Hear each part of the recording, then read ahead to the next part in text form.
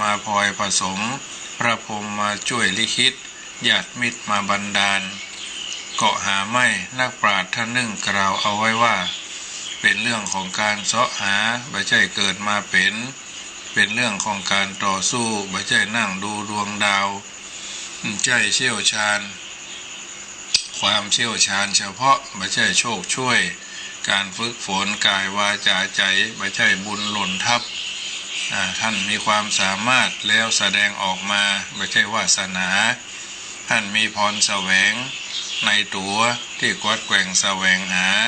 ทั้งความรู้ความสามารถความเฉลียวฉลาดหู้เต้าเอาไว้กันหู้ตันเอาไว้แก้ไม่ใช่พรสวรรค์จักหันได้ว่าความสำเร็จของคนที่มีความมุมานะ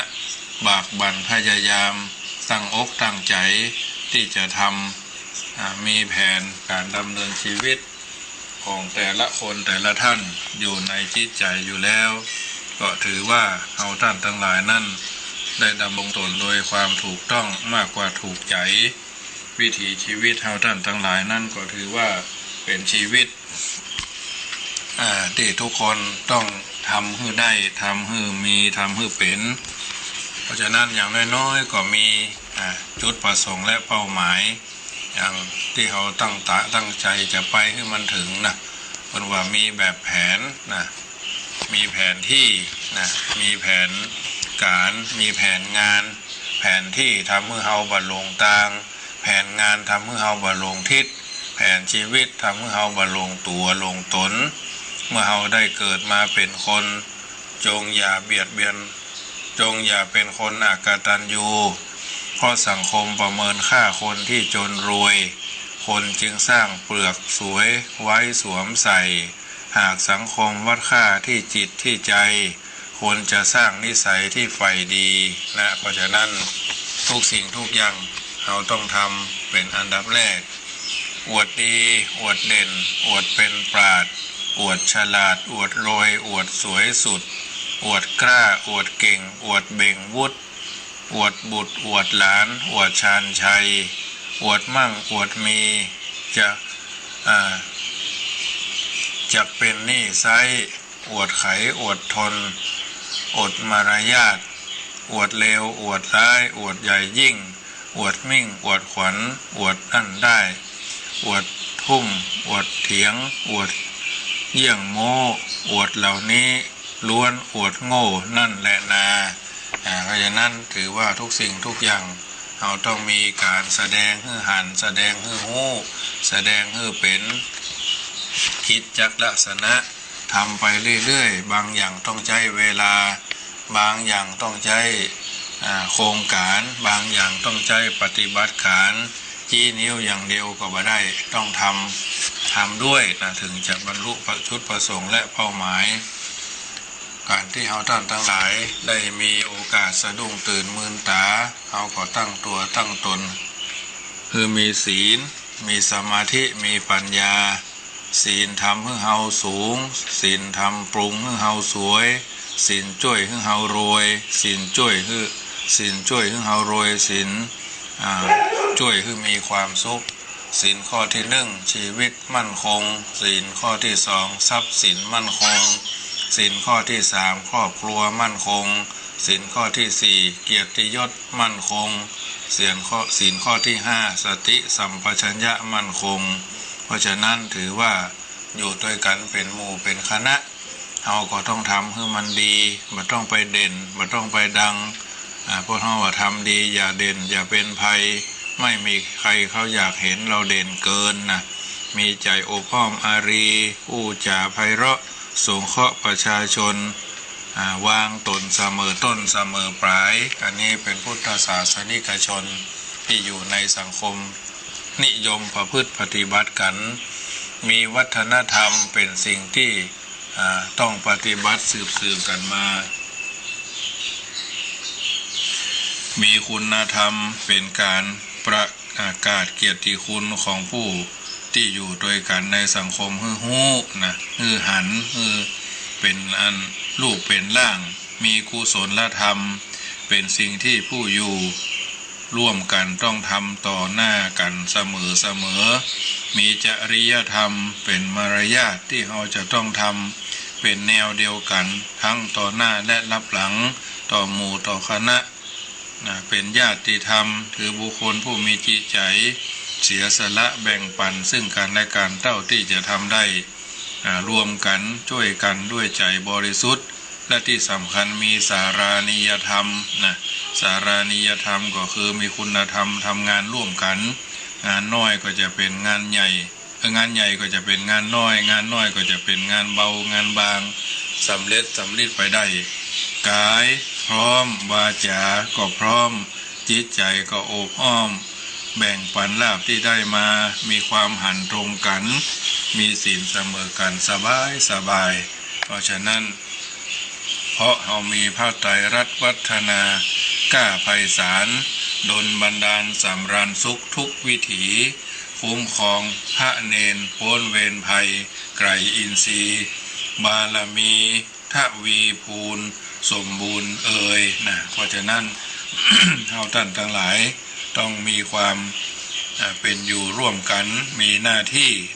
โดยธรรมชาติมีหน้าที่โดยได้รับมอบหมายทุกคนเหมือนกันหมดแม้แต่สมัยพระพุทธเจ้ามาเนาะพระพุทธเจ้าก็มีหน้าที่ปาโตวะบิณฑบาตัญจะตอนเจ้าก็บิณฑบาตบิณฑบาตแล้วก็แสดงโอวาทประกาศสอน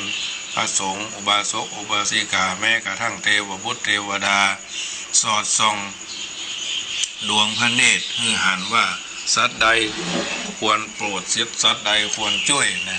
หน้าที่โดยธรรมชาติเป็นหน้าที่ที่ซึ่งเมื่อเกิดมาติดก็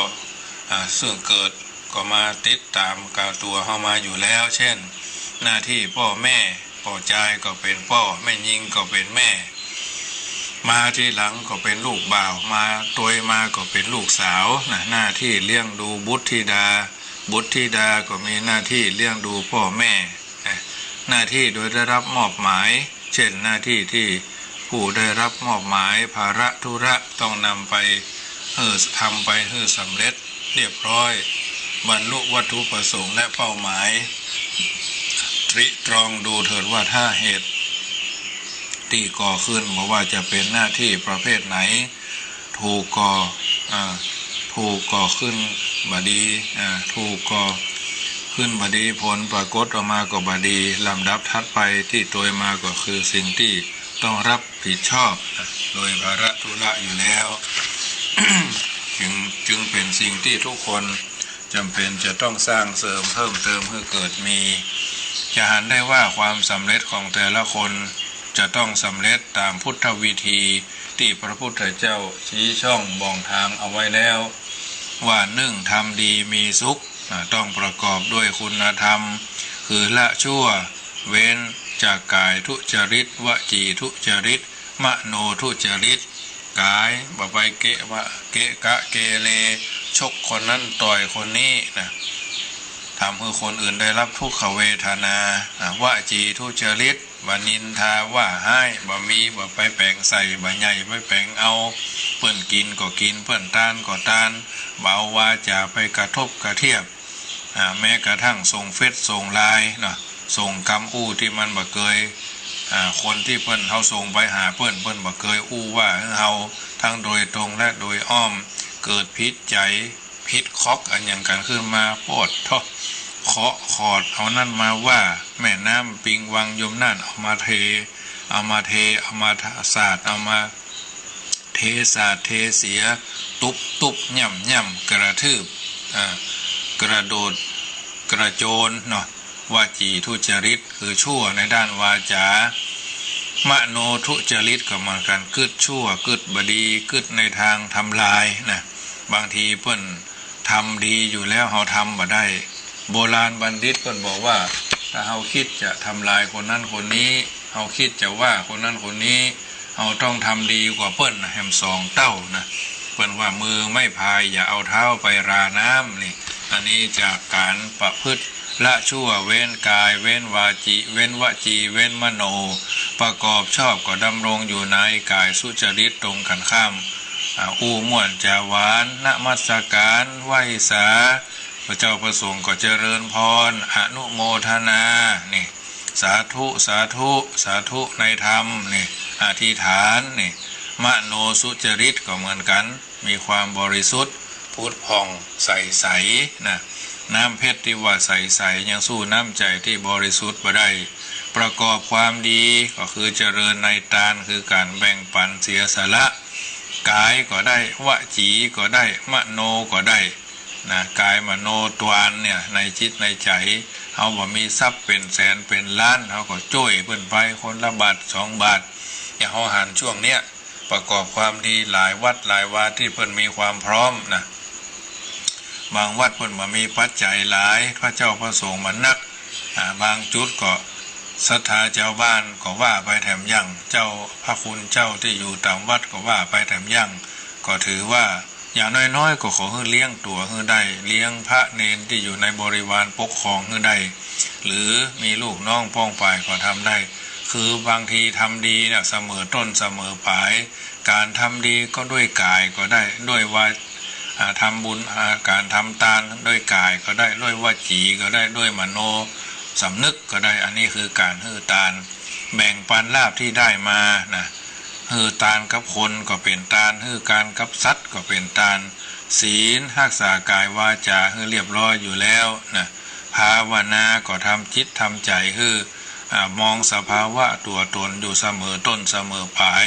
เป็นข้าราชการก็ทำตามนโยบายเป้าหมายแผนงานแผนที่แผนการแผนงานที่ว่าไปตะกี้เนาะทุกคนมีแผนเนาะแผนพัฒนาแผนปรับ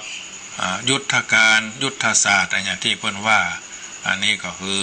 การประกอบความดีบางวัดเพิ่นก็มีการตั้งโรงทานอย่างน้อยๆก็ศรัทธาในบ้านของเฮาวัดมีกี่วัดอย่างอาตมาภาพมี3 หมู่บ้าน2 แก่1 กำนัน2 พ่อหลวง1 กำนันอันนี้แต่ละหมู่บ้านนี่เพิ่นมีกองทุนในหมู่บ้านพี่น้องทางบ้านพระบาทเพิ่นก็เอากองทุนในบ้านพระบาทเพิ่นมาซื้อไข่แจกซื้อของแจกในหมู่บ้านของเพิ่นนั่นน่ะพี่น้องบ้านบ่อหินหมู่ที่9ก็เหมือนกันก็ทำเช่นนี้ผู้ใหญ่บ้านเพิ่นก็ปรึกษาคณะกรรมการบริหารกองทุนเงินล้านกองทุนกขคจกองทุนแม่แห่งแผ่นดินกองทุน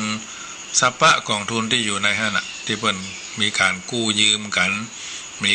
มีดอกมีดวงกันเกิดขึ้นก็เอาสิ่งเหล่านั้นมาช่วยกันความจริงวัดบ้านโรงเรียนนี่บ่ควรจะละกันโรงเรียนก็ช่วงนี้ยังเปิดมาได้เนาะยังเปิดมาได้ก็ถือว่าอาตมาภาพนี่เวลาเพิ่นทำก็มีถึง3เด้อบ่อหินเพิ่นก็เอาข้าวสารมาฮื้อไข่มาฮื้อนี่บ้านพระบาทเพิ่นก็เอาไข่มาฮื้อเอาข้าวสารมาฮื้อเอาสิ่งที่เพิ่นทำได้นะบ้านประมุ่นเพิ่นก็เหมือนกันนะข้าวสารมาฮื้อเอาไข่มาฮื้อเอาแต่ว่าเพิ่นทำผัดไทยเนาะผัดไทยเมืองเนี่ยเพิ่นก็เอามาถวายเนาะจะมาฮื้อเอามาถวายก็น้อมเกณฑ์ถวายปันจินปันพรโยมพ่อโยมแม่ทั้งหลายพี่น้องเป็นโยมพี่ทางเชียงใหม่วันนั้นก็ส่งของมาฮื้อก็โมทนาด้วยกัลยาณจิตอันสูงส่งโยมแม่จันเพญคำโพธานะโยมชนาภาพุ่นแม่สวยเพิ่นก็ส่งปัจจัยมาทุกสิ่งทุกอย่างปราบปลื้มปีติมีอันใดตอบแทนนอกจากน้ำธรรมคำสอนสวดมนต์ไหว้พระเจริญจิตภาวนาแผ่เมตตาให้ท่านทั้งหลายทุกคนอาตมาภาพได้เจริญพระพุทธมนต์ทุกเจ้าแม้บ่ได้ออกสื่อแม้บ่ได้ออกอย่างก็ทำอยู่เสมออยู่แล้วนะสะดุ้งตื่นมึนตาล้างหน้าแปรงฟันเรียบร้อยส่งน้ำส่งท่าสะดองคลองผ้าเรียบร้อยก็ไหว้พระสวดมนต์แผ่เมตตาถ้ามีเวลาหลายก็โดยพิสดารมีเวลาน้อยก็โดยย่อเนี่ยน้ำธรรมคำสอนจัดรายการอยู่ประเดี๋ยวนี้ก็เป็นธรรมะเหมือนกันเพราะบ่ได้มีไผจ้างมีใจศรัทธาทำมาร่วมจะ20 ปีนี่แล้วก็ทำมาหลายสถานีฟัง Facebook ไลฟ์สดก็ได้นะ Facebook ไลฟ์สดก็ได้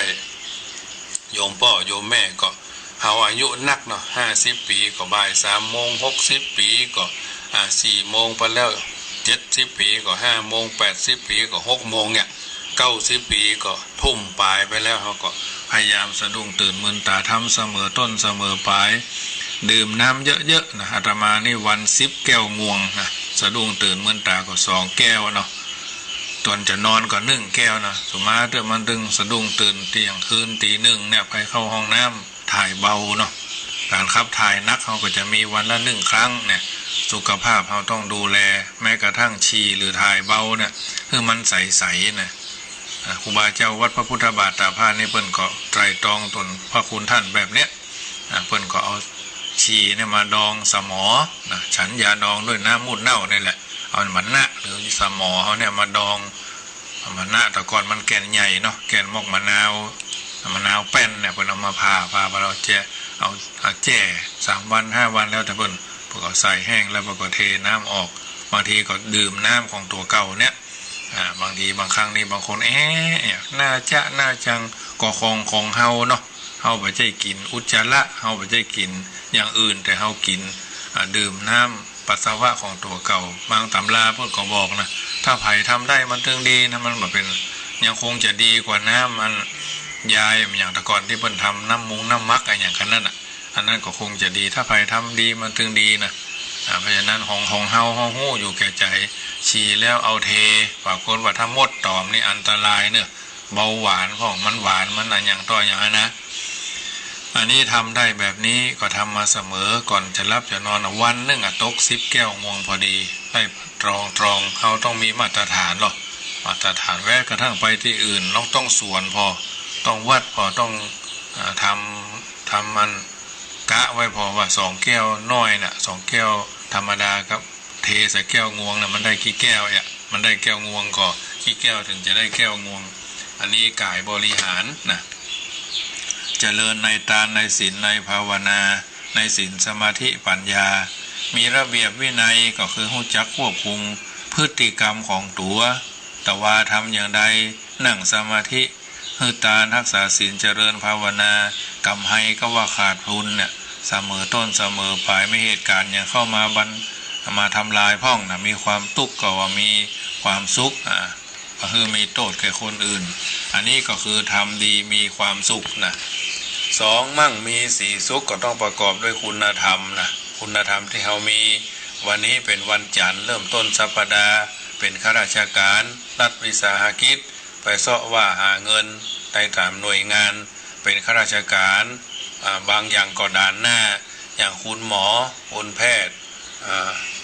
โยมหมอมันธนาอัมพันธ์ก็อยู่แนวหน้าเนาะก่อนท่านเหล่านี้ก็ต้อง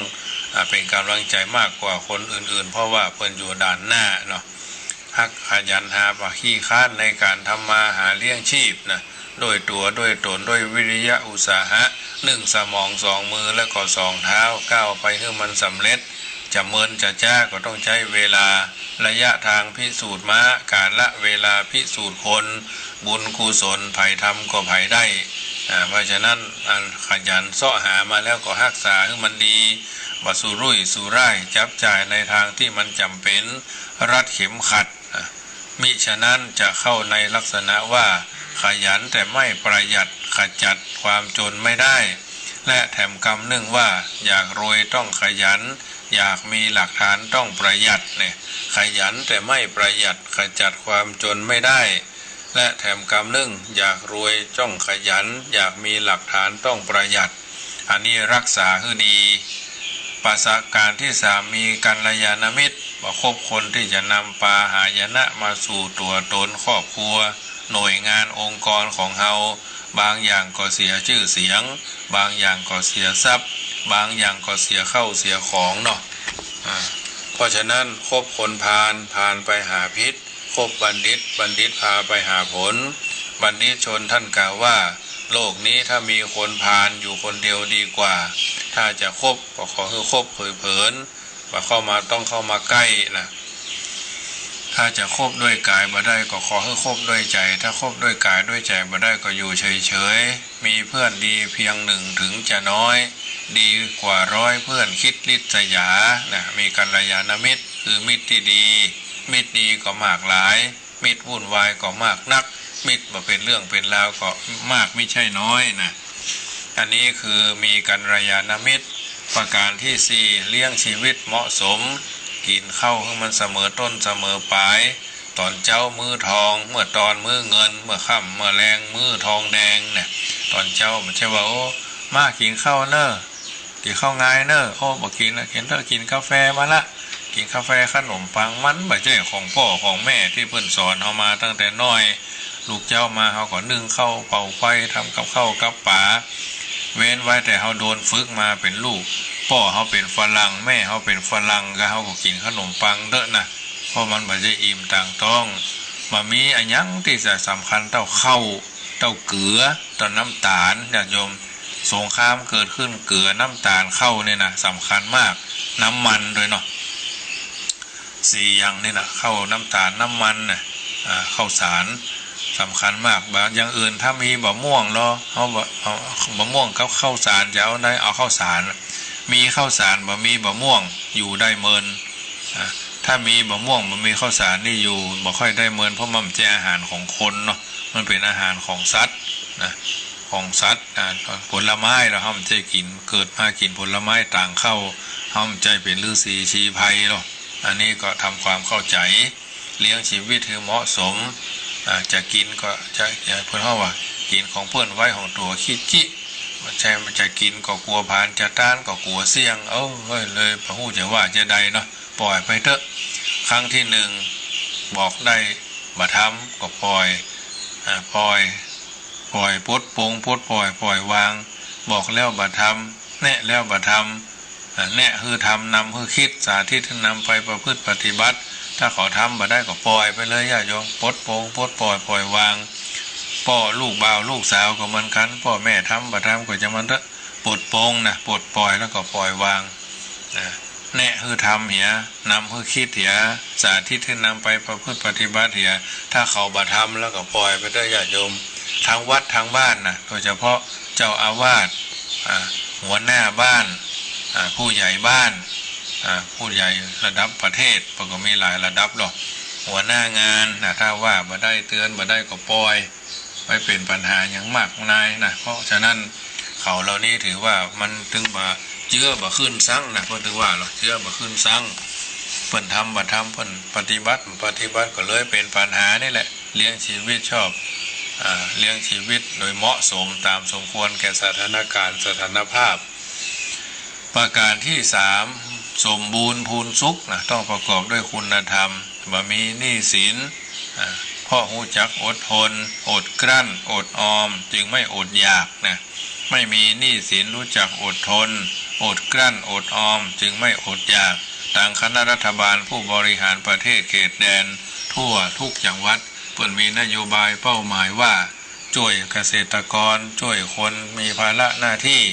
ช่วยตรงนั้นตรงนี้ 5,000 พ่องช่วยพสว600 700 800 900ปันพ่องอสมพ่องก็ช่วยนะอันนี้ราชการผู้บริหารราชการแผ่นดิน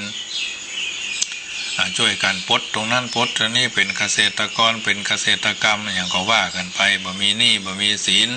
มีหนี้ต้องใช้ตามกำหนดกฎเกณฑ์ของกาลเวลาจะดีกว่ามาได้บางคนนี่ไปโตยหาหนี้โตยหาสินโตยหาตลอดเวลาบางทีบางครั้งเขาต้องหายใจเพื่อเอาอกเฮาเหี่ยวพ่องบางอย่างต้องใช้เวลาบางสถานภาพมันบ่อำนวยบ่เหมือนกันและคนที่เป็นเจ้าของหนี้ก็เหมือนกันบ่เจ้าว่าเฉยบางใช้เพื่อก็หาโอกาสจังหวะเวลาบางคนนี่จะเอาจนได้จนเป็นกระทั่งถากถางบางอย่างธนาคารนี่เพื่อก็รักษาสถานภาพหนี้ของลูกค้าเปิ้นไว้ให้ดีความลับของลูกหนี้ปลดต้อนบางคนนี่เอามาถากมาทางมันเป็นหนี้เป็นค่าเปิ้นอย่างนั้นอย่างนี้เป็นส่วนใหญ่นะยืมเท่านั้นบ่จ่ายบ่นั้นบ่นี้บางคนเพื่อเอาต้นมาแต่เปิ้นบ่จ่ายดอกถึงต้นถึงดอกบางทีเปิ้นก็บ่ได้จ่ายต้นจ่ายดอกไปเรื่อยๆก็มีเฮาก็หันระบบบริหารการเงินเนาะเส้นทางเงินเหมือนกันอย่างที่เฮาหันในภาพยนตร์ข่าวเนาะอยู่ด้วยกันมีสามีภรรยาคู่หนึ่งเกิดทางภาคอีสานพุ่นนะสุภาพบุรุษเพิ่นก็เป็นผู้สูงอายุสุภาพสตรีก็ใครได้เงินของฝ่ายสามีฟ้องร้องกันวุ่นวายพอดีก็อาจจะมีจำนวนเงินจำนวน100 ล้านเนาะ100 ล้านเพิ่นออกคลิปออกข่าวเดี๋ยวนี้ตัวพ่อชายนี่ก็จะฟ้องปิกเพราะว่าหาว่าเพิ่นนี่ค้ายาเสพติดตามภาพยนตร์ข่าวที่เพิ่นว่า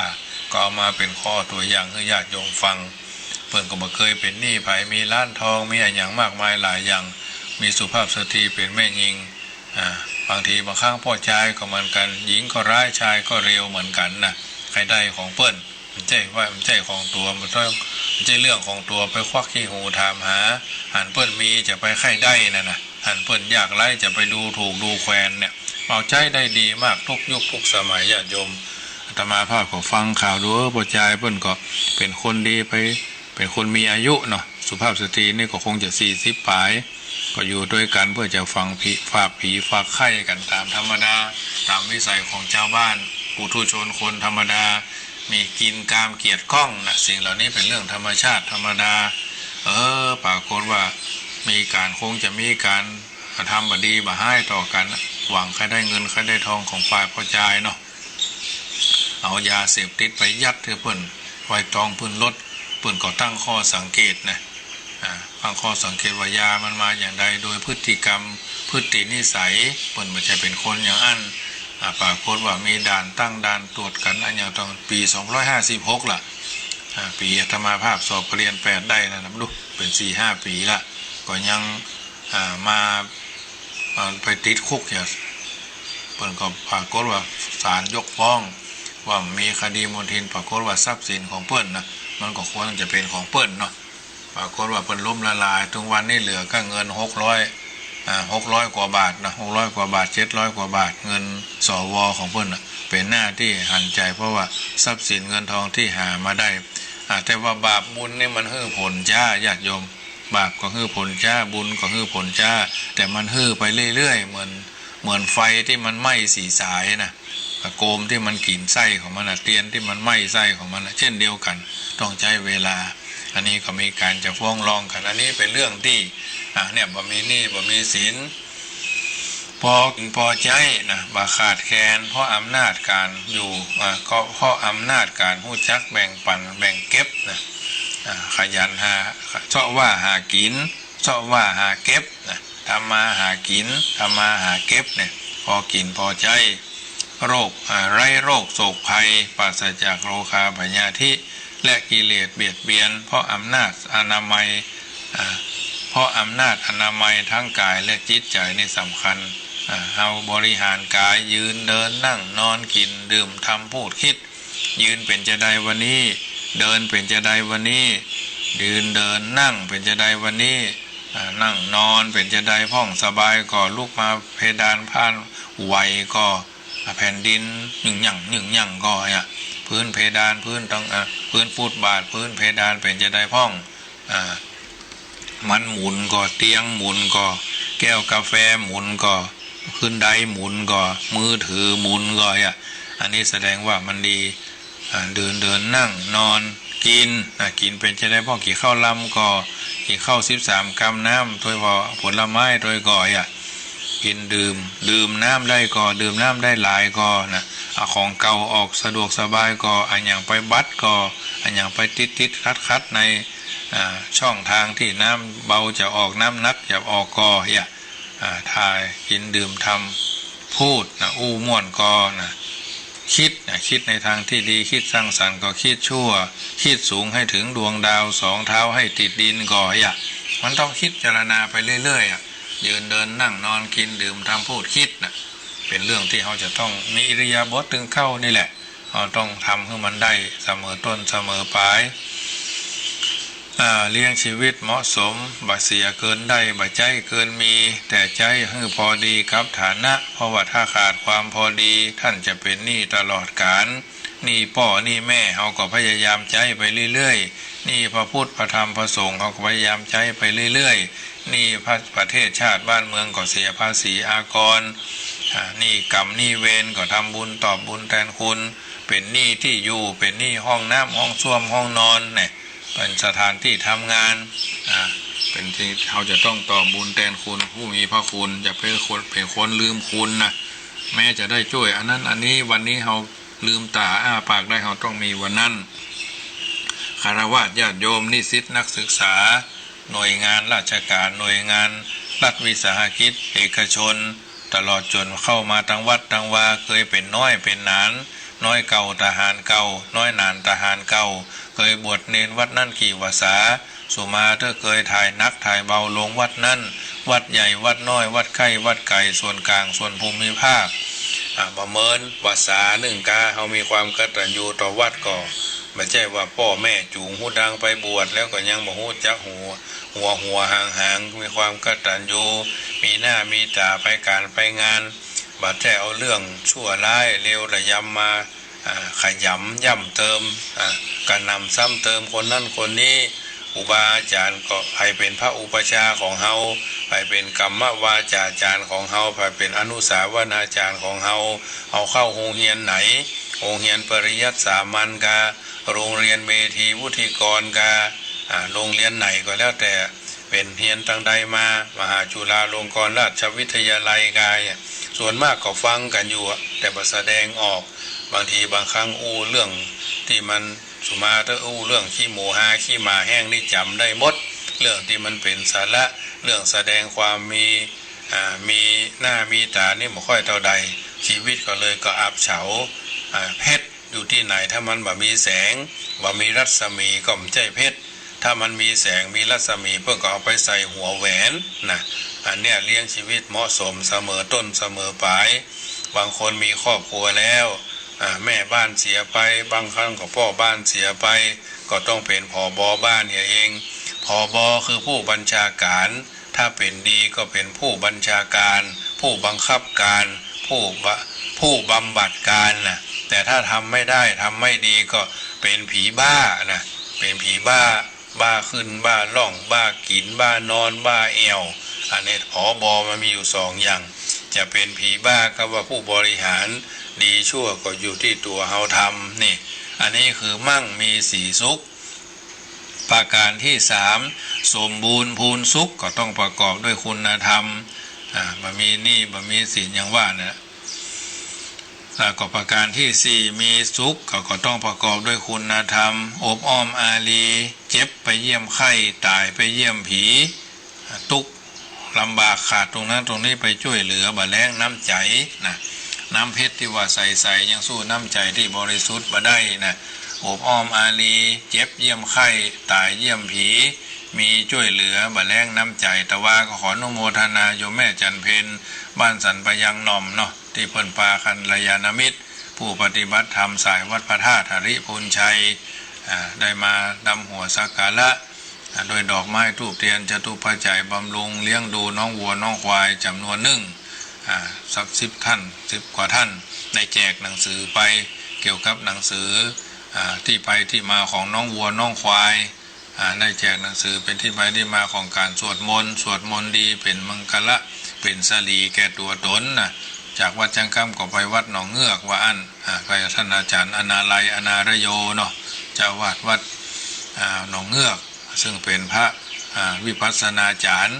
ได้ไปเป็นลูกศิษย์ลูกหาก็ถือว่าทำให้แจ้งนะสมถกรรมฐานทำให้สงบฐานสงบวิปัสสนาทำให้แจ้งตึงสงบตึงแจ้งอยู่ในตัวคนเดียวกันอันนี้อบอ้อมอารีเหยียบเจ็บเยี่ยมไข้ตายเยี่ยมผีมีช่วยเหลือไม่แรงน้ำใจจาไพเราะจาอ่อนหวานประสานสามัคคีมีสาระบ่เก็บเอาเรื่องที่มันบ่เป็นสาระบ่โค่นกรรมเก่ามาพิษหัวกันถากถางแทะเล็มกระแทกแดกดันคนที่เป็นผู้นำบางทีระดับวัดก็ลูกวัดลูกเป็นใหญ่กว่าเจ้าอาวาสก็มีบางทีบวชภาษา2 ภาษา3 ภาษายังบ่ถึงมุตตะเตื้อให้เป็นใหญ่เป็นโตนะบางทีมาเป็นลูกเขยลูกสะใภ้ก็ลูกใหญ่กว่าพ่อผัวแม่ผัวพ่อเมียแม่เมียอยู่บ้านเดียวกันบ่ได้บางทีพ่อผัวแม่ผัวพ่อเมียแม่เมียก็ตัวเน็ตตัวดีแท้กระทำมันไม่ใช่ลูกของตัวแม่เพิ่นฮ้องว่าพ่อผัวกับแม่เมียกับลูกสะใภ้เนี่ยนะเหมือนด้นหลัว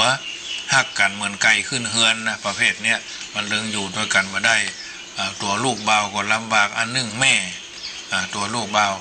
บางทีก็ลูกเลี้ยงเนี่ยลูกเลี้ยงลูกติดเมียสมมาถ้าลูกติดเมียลูกติดผัวอันเนี้ยสิ่งเหล่านี้มันเกิดขึ้นในสังคม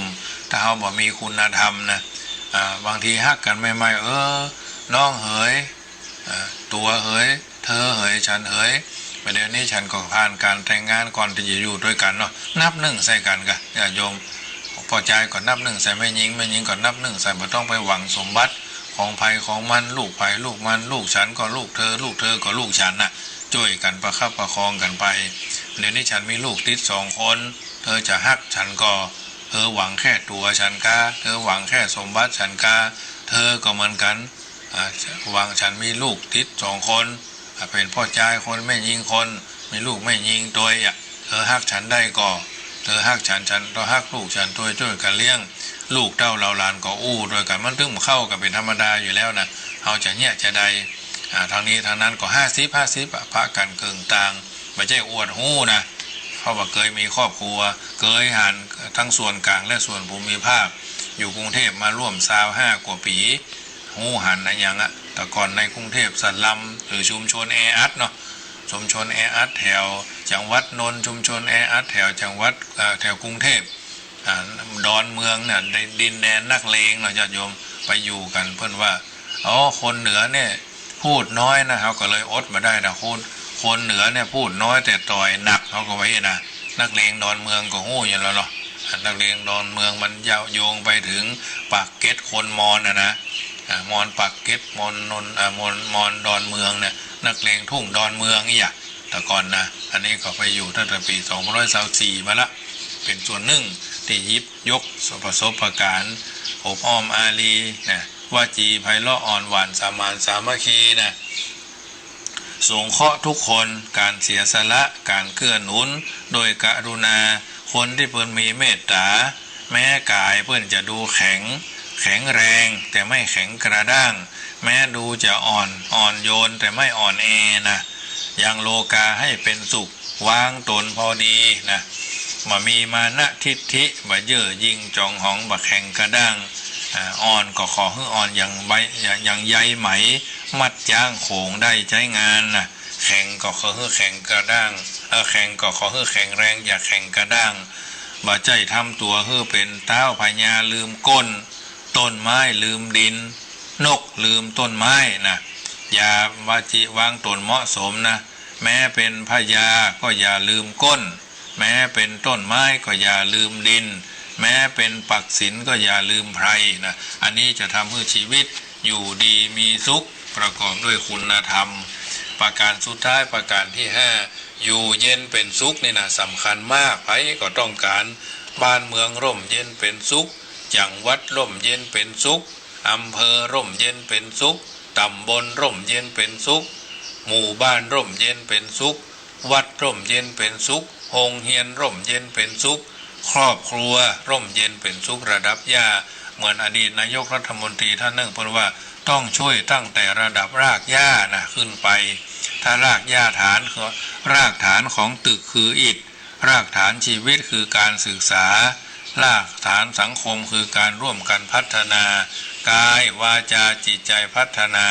วัฒนธรรมคุณธรรมจริยธรรมสำคัญมากเพราะฉะนั้นอยากโยมรักกันด้ว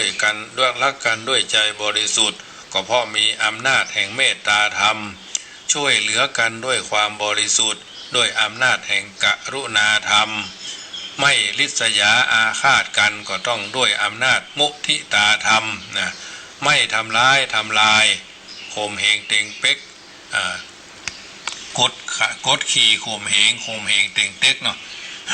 อันนี้ก็ถือว่ามีอำนาจแห่งอุเบกขาธรรมเนี่ยทั้งหมดเนี่ยเป็นพุทธวิธีที่พระพุทธเจ้าได้ตรัสเอาไว้เมื่อญาติโยม2562 ปีผ่านไปแล้วเราก็ยังตั้งมั่นคงอยู่ในดุลพินิจวิจารณญาณอันนี้เป็นการ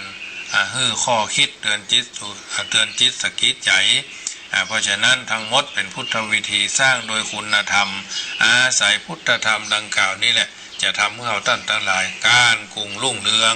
นะเพราะฉะนั้นพอญาติโยมเพื่อนมีคำกล่าวเอาไว้ว่าของฝากจากขี้เถ้าและเตาไฟ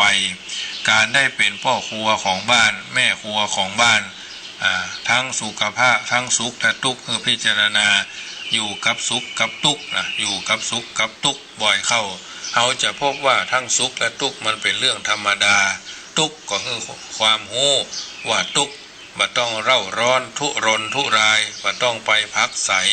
หรือพล่านหนีเช่นเดียวกับสุขก็คือว่ารู้ว่าสุขบ่ต้องไปยินดีปรีดาบ่ต้องไปลิงโลดนะบ่ต้องไปใฝ่หาอยู่เป็นนิดบรรดาครูบาอาจารย์ท่านผู้นำทุกระดับชั้น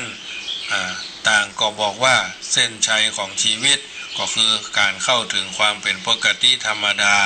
ยอมรับได้ว่าชีวิตมีสุขและทุกข์คละเคล้ากันอยู่หมุนเวียนซับเปลี่ยนกันไปบ่ฮู้ว่าภัยจะมาก่อนมาหลังฉะนั้นสุขก็บ่ต้องดีใจทุกข์ก็บ่ต้องฮ้อนใจและก็นี่แหละคือศีลธรรมหรือธรรมะการประคองภาวะธรรมดาให้เป็นปกติธรรมดาและอยู่กับความปกติธรรมดาอย่างสงบเสงี่ยมเจียมตัวเป็นลำดับไปญาติโยมสาธุชนท่านผู้ฟังทั้งหลายจึงมีคำกล่าวของบัณฑิตผู้รู้ว่า คนดีมีคนรักใครก็สนคนดีแม้นตกอับก็ไม่จน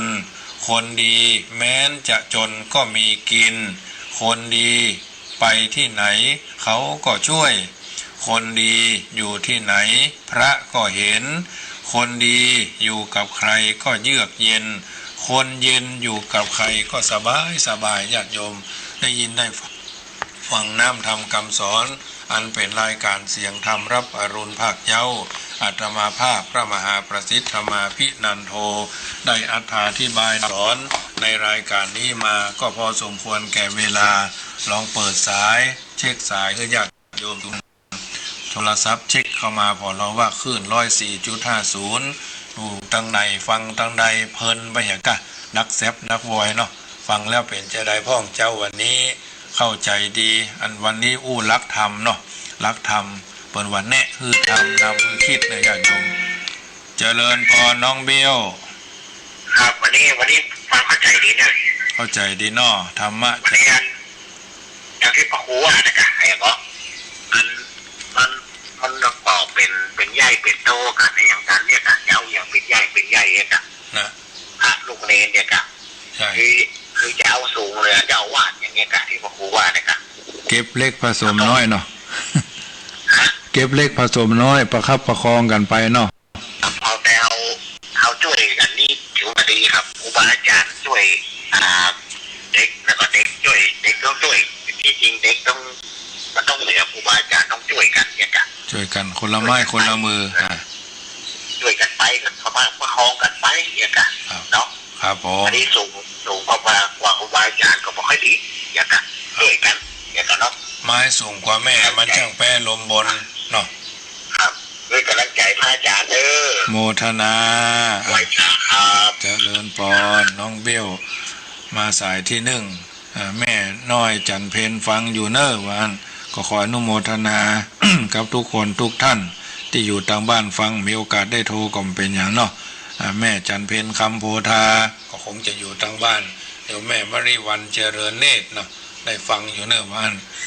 มีโอกาสก็โทรเข้ามาเนอ0861875325มาได้โทรก็เป็นอย่างเนาะเจริญพรโยมแม่นวลจ้าว่าจ้าพ่อจ๋าฟังเข้าใจดีเนาะวันนี้เนาะจ้าเข้าใจดีจ้าวันนี้เป็นหัวข้อมันรายละเอียดก็ฟังไปเรื่อยๆจ้าเอาน้ำเอาน้ำล่ำไปมันแบบมีถ้วยใส่ก็ผู้จะกินยังไงเนาะจ้าเป็นกำลังใจให้แม่เจ้าเจริญพรเจ้าสาธุเจ้าแม่นวลดอนชัยป่าแดดวังสิงคำเนอะอันนี้ก็ขออนุโมทนาสายที่สองมีโอกาสก็ทักทายเข้ามาบางทีฟังไปแล้วกึดจะได้ค่อยใจถึงแปลงใจถึงเปิด Facebook ไลฟ์สดเข้าฟังแถมก็ได้เพราะหัวอาตมาภาพนี่บัดซ้ำนะญาติโยมบัดซ้ำเจริญพรแม่ไม่อ่อนไม่ฝ่าเจ้าท่าฟังอยู่เนาะเจ้าไม่ฟังอยู่ในทันเนอร์เข้าใจดีเนาะวันนี้เจ้าเข้าใจดีเจ้าไม่อ่อนให้ชัดเจนนะทันเนอร์ชัดเจนฝนตกอ่ะบะหมี่เจ้าได้2วันพระเจ้าเฮ็ดทอบออกแล้วกะยังเจ้าบ่ออกเถอะเจ้า อยู่ทางใดท่าเมืองอ่อนพุ่นเนาะเจ้าอยู่เนี่ยเหนือท่าเมืองอ่อนเนี่ยเจ้าเป็นกำลังใจให้แม่เนอะเจ้าเป็นกำลังใจให้ท่านเนอะเจริญพรพี่น้องทางแม่อ่อนฟังชัดเจนดีวันบึดไม่ค่ำก็มีทำเนื้อทุ่มสาว7:00 นทุ่ม20แล้วนะเจริญพรกราบนมัสการเจ้าได้ฟังอยู่กับเนี่ยรับลืมตื่นก่ะได้ตอนใกล้เถิบน้อยเดียวเจ้ายังแขวนดีกว่าบ่ได้เนาะเจ้ายังทันอยู่เจ้ายังมีบุญอยู่น้อยนึงเจ้าเป็นกำลังใจให้ท่านนะเจ้าเจริญพรอากาศเจ้ามันเย็นอย่างว่าบ่ว่ากันเนาะเอาแหมน้อยนะกะเตือนอาตมาภาพเอาแหมน้อยเลยกับบัดได้บัดน้อยบัดนักพาหลุดพาลาดลุกขึ้นทันทีลุกนั่งในที่นอนนะก่อนที่จะลุกขึ้นมาก็ยกเท้าซ้ายเท้าขวาแขนซ้ายแขนขวาเอียงซ้ายเอียงขวาลุกบิดซ้ายบิดขวาแสดงว่าโอ้วันนี้มีกำไรชีวิตยังไม่ถึงแก่มรณภาพเตื้อเนาะก็ทำอย่างเงี้ยลือขึ้นมาก็นั่งสักกำหย่อนเท้าซ้ายเท้าขวาเพราะว่าเฮาประเทศละอ่อนเกิงร้อยค้อนขึ้นมาละจะขึ้น6แล้วแถม4 ปีก็จะขึ้น6แล้วก็ถือว่าช่างมันไปที่60ก็ไปก่อนเถอะเนอะบ่ต้องท่าก้าวไปเรื่อยๆไม่ใช่ว่าจากโลกนี้ไปนะไปก้าวไปทางหน้าเรื่อยๆไปที่ยังบ่ถึง50 ปลายเถอะก็โตยหลังมาโตยก้าวกันมาเรื่อยๆเขาถึงโตยกันหรอเดี๋ยวนี้เขานับลงละ51 52 53ลงทีแรกเขาก่อน1 2 3ขึ้นไปเรื่อยๆจนถึง50ครึ่งร้อยเนาะบัดเดี๋ยวนี้มาเกิงค้อนแล้วค้อนมาจะขึ้นเลข6แล้วนะคว้าเลข5ได้หลายปีนะโยมอัมพาชัยวุฒิฟังอยู่เนอะว่าอันก็ขออนุโมทนาเนอะอยู่จุดไหนโมงใดพี่น้องสันทรายพี่น้องขึ้นในที่วัน91วัดเกตก็ฟังกันอยู่เจ้านี้ก็ถือว่าอนุโมทนาแม่ แม่ตั้งหลายกระเดียวก็6:05ก็จะมีตั้งขึ้นในที่วัน91ตำบลวัดเกต98.00 สันกำแพงแล้วก็101.25อำเภอสันทรายแม่โจ้เรดิโอแถม3ขึ้นพร้อมกับ Facebook ไลฟ์สดช่วงแรกตี 5 ถึง 6 โมงวันจันทร์ขึ้น 104.50 เมตตาท่านพระครูสมุวิสุวัฒน์วรกิจโจวัดฝ่ายหินตำบลสุเทพอำเภอเมืองเชียงใหม่ทั้งจันทร์และศุกร์นะทั้งจันทร์และศุกร์ตี 5 ถึง 6 โมงญาติโยมก็ตามฟังได้ส่วนวันพรุ่งนี้ก็ยาวน้อยนะยาวน้อยก็คือทุ่มเช้าถึง4 ทุ่มเป็นรายการเมื่อคืน2 ชั่วโมงปลายเพราะฉะนั้นถ้าวันใดตรงรายการใดตรงกับวันศีลวันพระก็จะน้อมนำพระธรรมเทศนาธรรมวัดทำนองพื้นบ้านล้านนาคือญาติโยมได้ฟังจะได้ครบอรรถรสธรรมดาหลวงพ่อท่านวัดพันกิ่งคำปรมาจารย์แห่งการเทศนาธรรมเพิ่นก็เทศอยู่แล้วก็ถือว่าทั้ง6 โมงถึง 7 โมงก็อันนั้นก็เป็นส่วนของท่านหลวงพ่อซึ่งก็ถือว่าทุกคนมีดาบมีถึงดาบสั้นดาบยาวมีปืนก็มีถึงปืนสั้นปืนยาวมีสัตราวุธสั้นก็มียาวก็มีอันนี้ถือว่าเอามาเป็นเครื่องป้องกันเอามาบรรเทาเอามาใจให้มันเป็นประโยชน์เพราะฉะนั้นธรรมะสาระทุกรูปทุกตนมีกุศลเจตนามีจุดเดียวกันก็คือทำให้จิตใจญาติโยมสว่างสวัยกระจ่างแจ้งเทศนาธรรมอธิบายธรรมว่ากล่าวธรรมคือข้อเตือนจิตสกิดใจคนละข้อ2 ข้อคนละบท2 บทคนละวัน2 วันก็ถือว่าเป็นส่วนหนึ่งเพื่อกำลังใจกับทุกคนทุกท่านรายการเสียงธรรมรับอรุณภาคเจ้า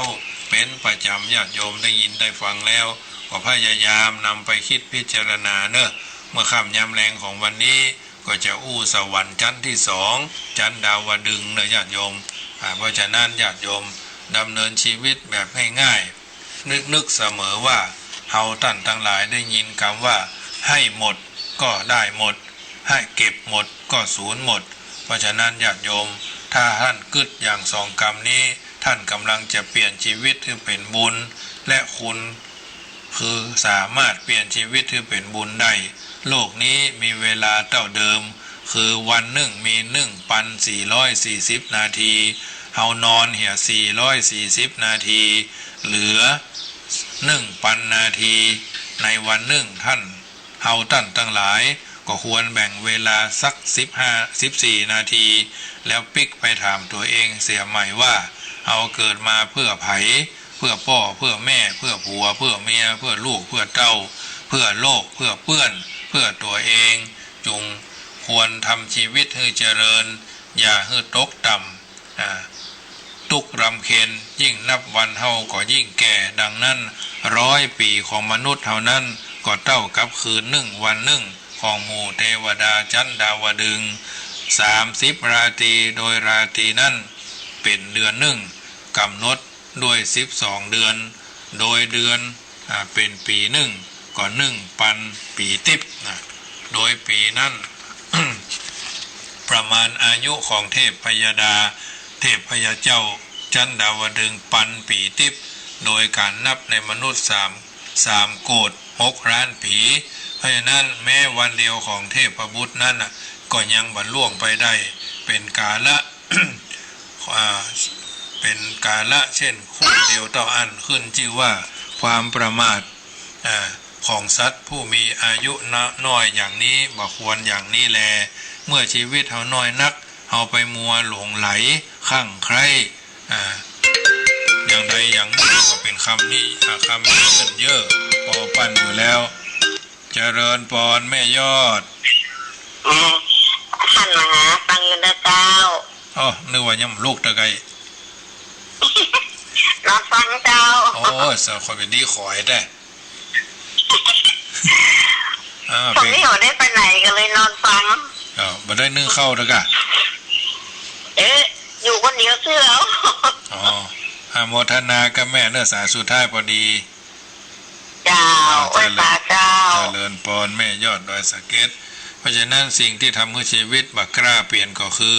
คนที่อวดรู้โอ้อวดคนที่พูดมากทำงานด้วยปากคนวิตกวิกลจริตกังวลคนเห็นแก่ตัวคนที่ชอบนินทาสอดรู้สอดเห็นคนที่ไม่ยอมรับตนเองว่ากลัวกล่าวตักเตือนยากคนที่เห็นแก่ได้ก็มีคนที่เชื่อใครง่ายเป็นคนหูเบาจิตวิญญาณคนซื่อสัตย์คนที่ขาดวิสัยทัศน์คนที่ปรับตัวเองไม่ได้คนที่ไม่กล้าเปิดเผยคนที่พูดดีใส่ตัวชั่วใส่คนอื่นคนดื้อด้านไร้เหตุผลคนที่คอยวาสนาคนที่ใจแคบคนที่ไม่รู้คุณคนซึ่ง18 ประเภทเหล่านี้เป็นคนที่อยู่มีในผู้ใดผู้นั้นย่อมยากที่จะเปลี่ยนเพราะฉะนั้นสิ่งเหล่านี้รายละเอียดต่างๆก็จะพูดญาติโยมฟังละเอียดถี่ถ้วนแถมข่าวหนึ่งก็คือเมื่อค่ำยามแรงเนอะวันนี้พอสมควรแก่เวลารายการเสียงธรรมรับอรุณภาคเจ้าอัตมภาพก้าวกับผมพระมหาประสิทธิ์ธรรมาภินันโทวัดจังกำตำบลมะกอกอำเภอป่าซางจังหวัดลำพูนอธิบายน้ำธรรมคำสอนญาติโยมสาธุชนได้ยินได้ฟังแล้วก็ขอให้อยู่สุขสบายกันทั่วหน้าวันนี้ไปทำการทำงานให้สำเร็จสำลิดดังเจตนาว่าสิทธิพุทธังกิจจังมะมะผู้คนไหลมานะชาลิติสิทธิธรรมังจิตตังมะมะเข้าของไหลมานะชาลิติสิทธิสังฆังจิตตังมะมะเงินทองไหลมานะชาลิติพุทโธบังซ้ายธัมโมบังขวาสังโฆบังกายะอรหังบังเกสาอรหังพุทโธนะโมพุทธายะขอเจริญพรอนุโม